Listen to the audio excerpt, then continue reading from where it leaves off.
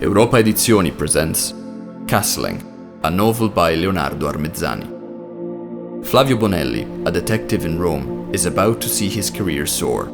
He already imagines seeing his name in the headlines for vanquishing the most dangerous drug trafficking organization of the century. However, after many stakeouts, wiretappings and tailings, when it comes to finish the deal, something goes inexplicably wrong, leaving him empty-handed and forcing him to start all over again. Daniel Grillo, a detective in Taurisano, a small village in Apulia, 1,000 kilometers far from his home, has a boring and lazy life. His job disappoints him and the cases he has to deal with are of no interest. It seems that nothing could upset his tedium. Bonelli and Grillo's life differ immensely, but when they cross paths in the aftermath of a series of murders and disappearances, they begin a chess match where they're both ready to make their moves in order to get information from each other, without putting their cards on the table. They don't have the luxury of time and the risks increase. Powerful people would do anything not to see their shady plans jeopardized.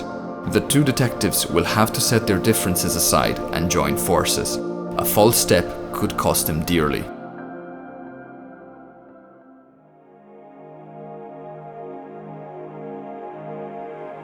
Castling is the only move in the game of chess in which a player can move two pieces in the same move. This move involves only the king and one of the rooks and may only be done once during the whole match. Castling is permissible under the following conditions. The king has not been previously moved. The rook has not been previously moved. The king is not currently in check. The king must not pass through a square that is under attack. There must be no piece between the king and the rook. Saturday, July 12th, 5 AM. It's over, but in a bad way. Nobody docked, nobody set sail, and the dawn is here. I told the boys to go to sleep, and I don't want to meet my own look in the mirror in front of the bed. I decided to stay here, watching a guy fish as I wonder what I did wrong. Once I identified the boss of the organization, I decided to place some bugs in his manor in Olgiata.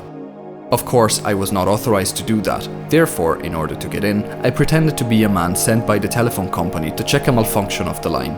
Subsequently, I rent a flat in the Eur district, just opposite the Gori Invest headquarters. I also kept an eye on his 25-year-old Ukrainian girlfriend, Olga Petroska. She wasn't his only flame, but she was the one he would meet more regularly.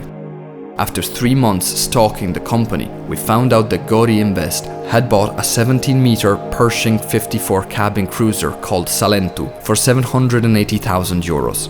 The seller was LOCA Company, whose headquarters were in Colombia, with many branches all around the world, including Italy.